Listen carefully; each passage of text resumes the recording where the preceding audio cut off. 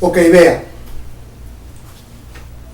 Verso 19 dice: así que ya no son extranjero ni advenedizo, sino conciudadanos de los santos. ¿Quiénes son los santos? Israel.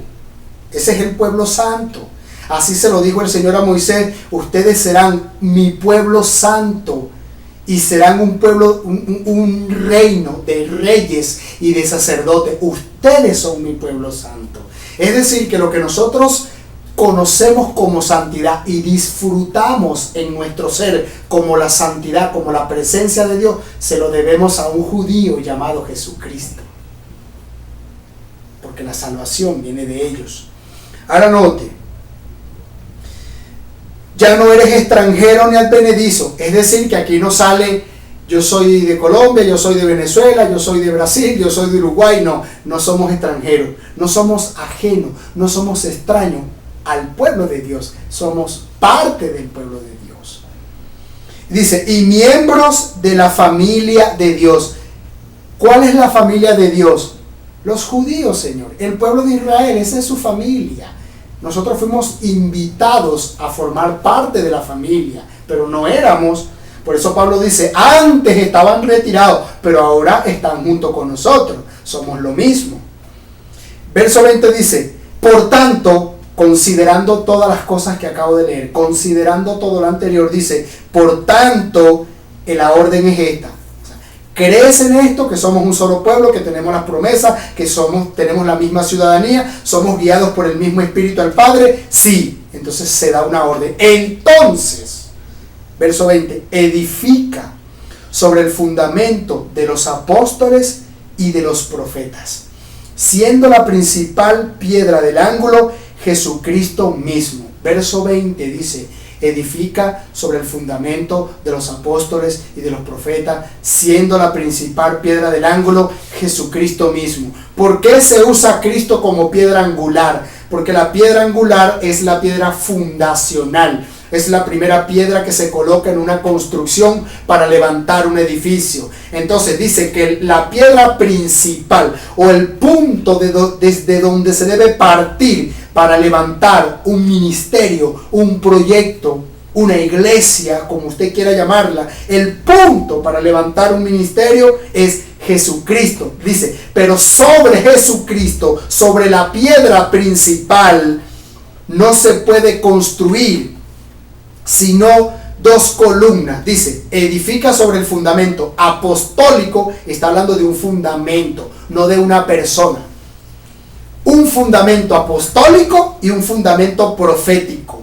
Este pasaje hoy muchas personas lo sacan de contexto por desconocimiento histórico y de los términos bíblicos y sus palabras correctas en su significado original.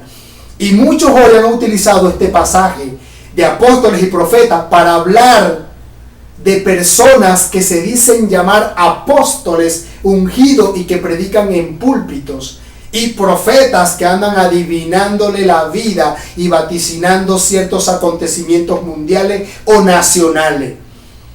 Entonces utilizan esto para decir: edifica sobre lo apostólico y lo profético. Es decir, el profeta y el apóstol son dos compañeros que trabajan juntos, y el apóstol es el jefe de todo el movimiento, y los demás todos son los laicos, las ovejitas, los que se sujetan, los que siguen, los que obedecen, y se manipulan con este texto. Aquí está hablando, y lo vengo diciendo desde el principio, que el fundamento apostólico habla es de una palabra, de una promesa, y el fundamento profético es igual. Es decir, existe en la Biblia un compartimento, lo que algunos mal llaman Antiguo Testamento y lo que otros mal llaman Nuevo Testamento, porque nada es ni nuevo ni viejo.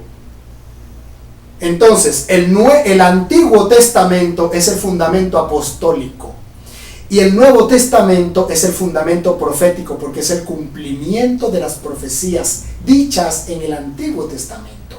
Entonces, apostólico y profético, lo que Cristo o lo que Pablo está queriendo decir aquí es que tú no puedes utilizar el Nuevo Testamento si no utilizas el Antiguo. y que tú no puedes basarte solamente en el antiguo sin utilizar el nuevo. Entonces, el que quiera fundamentarse en Cristo, en la piedra angular, y quiera levantar un ministerio, debe hacerlo desde las dos columnas. Porque si usted edifica en una sola columna, ¿qué pasa con el edificio? Se va de lado. Pero si usted pone las dos columnas, hay una distribución del peso, hay una distribución de la carga, y entonces se puede sostener. Ningún ministerio puede sostenerse por mucho tiempo si edifica en un solo fundamento. Y hoy, lamentablemente, la mayoría de las congregaciones están fundamentadas en una sola columna, en lo profético, es decir, el Nuevo Testamento. Entonces comienzan a decir que si la gracia, que si no sé qué, y comienzan a sacarse una serie de descontextualizaciones de la Escritura para aportarle refuerzo, para reforzar su dogma, su doctrina. Entonces de ahí comienzan a salir todas estas doctrinas, y que si la prosperidad, que si la sanidad, que si yo no sé qué, aunque hay algo de cierto en todo eso, pero no todo es tan cierto, y el fundamento que se utiliza no es el correcto, son descontextualizaciones. Entonces, un fundamento apostólico y profético es el Nuevo Testamento y el Antiguo Testamento, el Brit Hadashah y el Tanakh, las dos partes de la Biblia. Por eso dijo David, la suma, antiguo y nuevo, la suma de tus palabras es la verdad. No dice que es una verdad, es la única verdad, infalible. La suma, no un solo lado de la construcción. Por eso la misma Escritura dice que en los últimos días muchos de estos movimientos que hoy están en auge, que hoy están en boga, se vendrán a menos porque están edificados sobre un solo fundamento.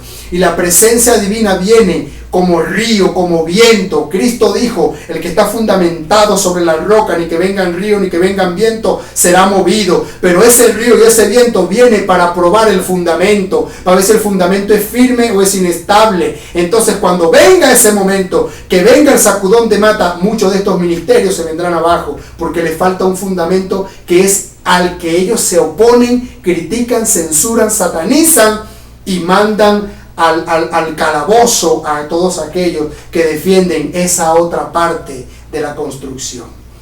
Sigue diciendo Pablo, tenemos entrado por un mismo espíritu al Padre. Dice, edificado sobre el fundamento de los apóstoles y profetas, siendo la principal piedra del ángulo Jesucristo mismo. Verso 21 dice, en quien todo el edificio bien coordinado va creciendo para ser un templo santo en el Señor. Se da cuenta que si los dos fundamentos no coordinan, no se unen, no podemos ser un templo santo para el Señor. Lo que llamamos santidad se nos convierte en otra cosa. Luego dice, en quien vosotros también sois juntamente edificado para morada de Dios en el Espíritu, para que podamos convertirnos en un movimiento, en una iglesia, en un mover profético y apostólico. Tenemos que reconciliar las dos casas. Eso es lo que significa la historia que les leí al principio del hijo pródigo. La historia del hijo pródigo no habla de un hermanito que se fue de la iglesia y ahora anda descarriado por el mundo. No, el hijo pródigo es el hijo menor. Note que en la historia hay dos hermanos, uno mayor y uno menor. El menor se fue de la casa a gastar su riqueza y vivió perdidamente. El mayor nunca se fue de la casa, el mayor siempre permaneció en la casa con el padre. Y eso es todo lo que les estoy tratando de hablar, toda la historia que les hablé. El hermano mayor son los judíos, ellos siempre han estado en Israel, ellos siempre han tenido su Mesías, ellos siempre han tenido esa escritura, ellos nunca se han ido para ningún lugar. Efraín, que es el hermano menor, que somos los gentiles, sí nos hemos desconectado de la casa del Padre, de nuestras raíces, de nuestros orígenes. Entonces el hijo pródigo es usted y soy yo, que hasta ahora estamos por allí en una provincia lejana, gastando la vida y la bendición que el Señor nos ha entregado. Por eso el mensaje del hijo pródigo es un mensaje a aquellas tribus perdidas de las que usted pertenece y yo pertenezco, que somos el hermano menor, que somos Efraín. Por eso nosotros tenemos que reconciliarnos con nuestro hermano mayor, que es Judá, que son los judíos. Ellos nunca se han ido de la casa, nosotros sí nos fuimos de la casa. Y note que este hermano menor le tocó apacentar cerdo, tener contacto con cochino, algo que era inmundo para un judío, era una deshonra, una falta de respeto, pero cayó tan bajo que tuvo que tener contacto. Solamente tocar un cerdo lo hacía inmundo y él tuvo que apacentarlo, criarlo, alimentarlo. Entonces, qué sabiduría tan tremenda la del Espíritu Santo, que en este relato de la Escritura se habla en esta historia se habla de un hermanito menor que se fue de la casa de su padre y le tocó tener contacto con cochino. Se parece mucho a la historia que les hablé de los judíos en España, de esos que los obligaban a comer cochino y a convertirse al cristianismo. Y así como los judíos de España salieron hacia un nuevo mundo y pudieron tener su libertad, así mismo todas las tribus de Efraín tarde o temprano se va a juntar, vamos a ser un solo pueblo. Así como el hijo pródigo regresó, lo que está escrito ahí es una profecía. ¿Qué significa? Que los que hoy son cristianos tarde o temprano abrazarán la fe hebrea. No estoy hablando de judaísmo, no estoy hablando de matar vacas, de hacer sacrificio, de dejarse crecer la barba, de andar con sandalia. No estoy hablando de hablar hebreo, no estoy hablando de hacer la simbología que ellos hacen. Estoy hablando de reconocer que la salvación viene de ellos y que somos un solo pueblo y que por encima de nuestras diferencias los dos somos hermanos y tenemos un mismo Padre y debemos habitar una sola casa, como lo hizo el hijo pródigo cuando él regresó. Entonces, señores, para terminar, la historia del hijo pródigo es una profecía que comienza con Abraham y termina con el pueblo cristiano y el pueblo judío juntándose, adorando al único y verdadero Dios por encima de sus diferencias. Cuando eso ocurra, nuestro Jesucristo, nuestro Mesías, vendrá, se establecerá su reino. Entonces todos entraremos en la promesa, todos disfrutaremos de la eternidad y se consumará el misterio del reino que Jesucristo tanto predicaba. Me despido con esto. Bendiciones a todo lo que nos sigue. Nos vemos en una próxima entrega. Muchas gracias.